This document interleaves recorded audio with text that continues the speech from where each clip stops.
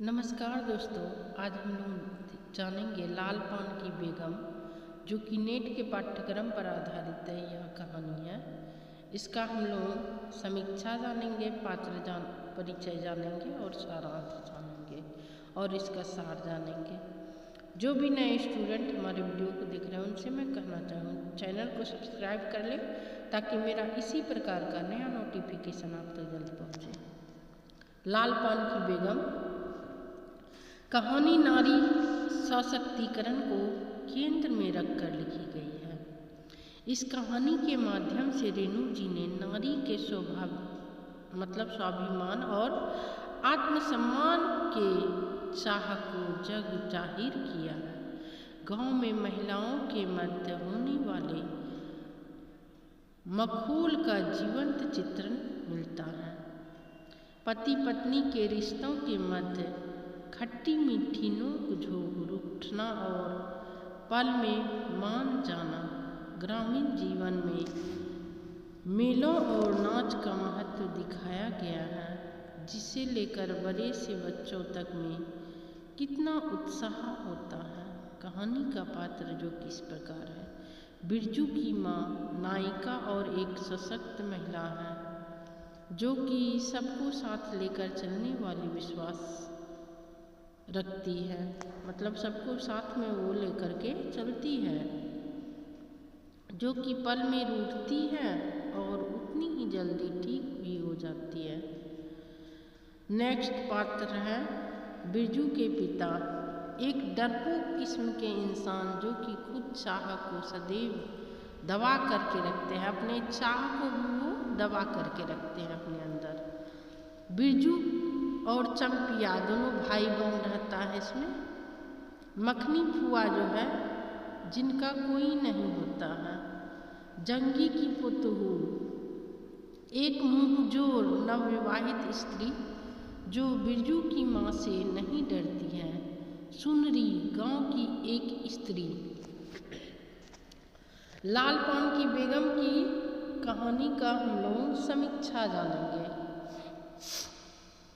कहानी की शुरुआत जो है ना, बिरजू की माँ के गुस्से के साथ होती है। जहाँ एक ओर बिरजू उसे शकरकंद खाने की हट किए हुए था, चंपिया भी जो सामान लेने गई थी अभी तक लौटी नहीं थी और बेचारा बकरा कुकुर माछी के कारण परेशान कर रहा था।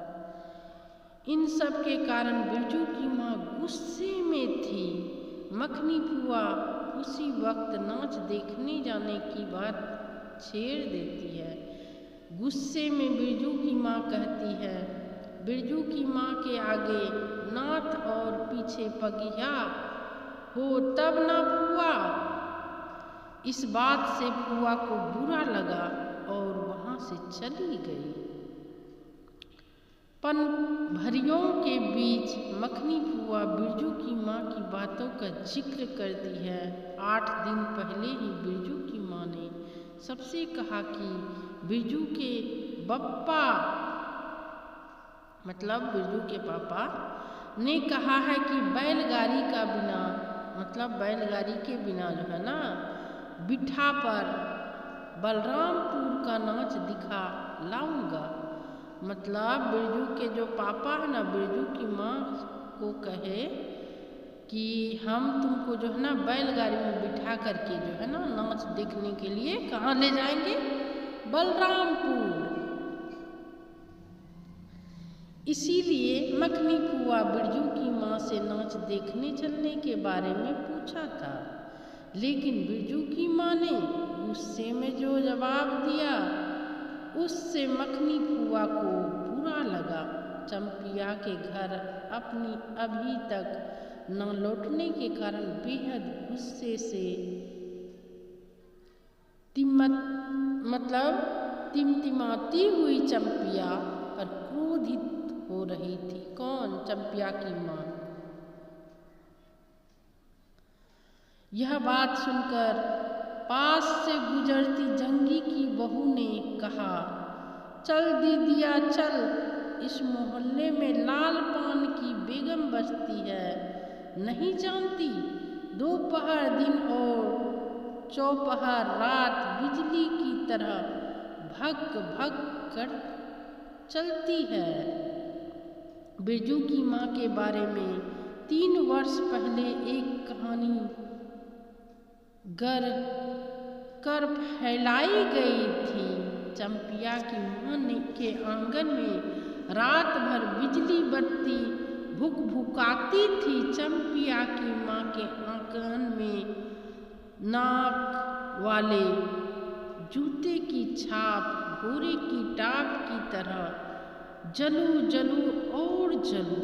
चंपिया की माँ के आंगन में चांदी जैसे पाट सूखते देखकर जलने वाली सब औरतें खलिहान पर सोनोली धान के बोझों को देखकर बैगन का भोरता हो जाएगी। मतलब उसका जो धान है ना, कौन सा धान, सोनोली धान को देख करके जो है ना सब मतलब अंदर से बैगन के ही तरह पक करके बैगन का भरता बन जाएगी। चंपिया की माँ ने उसे ट्यूशन की लड़कियों से दूर रहने को कहा। बिरजू के बापू को कोरियो टोले में किसी ने गारी नहीं दी तो वह मलदहिया टोली के मियाँजान की गाड़ी ले जाने जा रहे हैं। मतलब उसका जो है ना अलग गांव जा कर के गाड़ी लेने के लिए जा रहा है। क्यों गाड़ी लेने जा रहा है? क्योंकि वो बलरामपुर नाच देखने के लिए लेकर के जाएगा अपनी बीवी को। यह संदेश चंपिया के द्वारा भिजवाया, मतलब अपनी बेटी के द्वारा जो है ना पत्नी को खबर भिजवाया। गाड़ी न मिलने के कारण बिरजू की माँ उसके बापू से नाराज होकर सब काम छोड़ सोने चली जाती है। ये सब सुनकर चंपिया के आंखों में आंसू आ गए और 1 वर्ष पहले की बातें याद आती है जो उसकी माँ कहा करती थी कि बलरामपुर के नाच के दिन मीठी रोटी बनेगी, चंपिया छींट की साड़ी पहनेगी, बिरजू पैंट पहनेगा। बैलगाड़ी पर चढ़कर बिरजू का भी मन उदास हो चुका था। उसने अपने मन में ही इमली पर रहने वाले जिन बाबा को एक बैगन कबूला। गाछ का सबसे पहला बैगन जो उसने खुद रोपा था। सर्वे के समय बिरजू के पिता को 5 बीघा जमीन हासिल हुई। उससे सभी को जलन होती थी देख करके उसका जमीन को। पर इस दौरान बाबू साहब की धमकी भी सहनी पड़ी। उसकी कोई बात नहीं करता। यह सब चंपिया की माँ सोचती है। बिरजू की माँ को उस दिन की बात का बहुत गुस्सा आ रहा था। बिरजू के पिता ने जिस दिन बैलगाड़ी से नाच देखने का वादा किया था, गांव की औरतों के मजाक का पात्र अब बनना पड़ेगा, ऐसा बिरजू की माँ सोचने लगती है। तभी बिरजू के पिता बैलगाड़ी लेकर आ जाते हैं। बिरजू की माँ की नाराजगी दूर हो जाती है। बिरजू और चंपिया भी बहुत खुश हो जाते हैं दोनों भाई बहन। मखनी फुआ को घर की पहरेदारी करने को रख सज धज कर गाड़ी से नाच देखने चलते हैं। गाड़ी में जगह होने के कारण बिरजू की माँ ने जंगी की बहू को भी साथ लेते चलने को गाड़ी रुकवाई। जंगी की बहू लरेना की पत्नी और राधे की बेटी सुनरी तीनों को साथ गाड़ी में बिठा चल पड़ते हैं।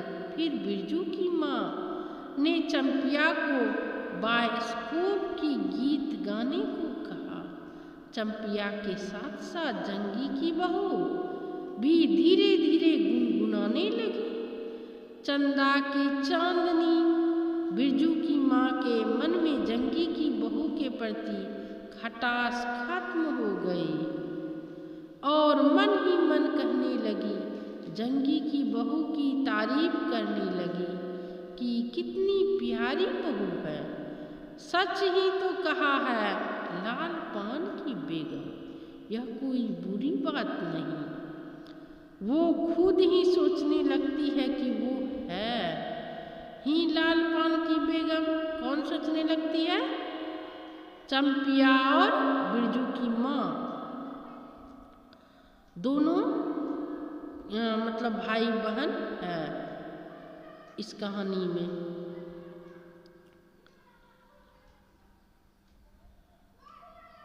अपने पहनावे लाल साड़ी की तरफ एक नज़र डाली और अपने चेहरे की तरफ भी। बिरजू की माँ के मन में अब कोई लालसा शेष नहीं बची और वो सोने लगी।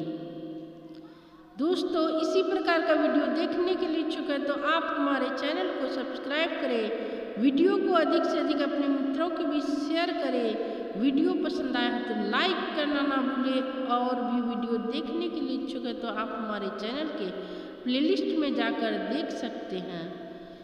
मिलती हूँ नेक्स्ट वीडियो में। धन्यवाद।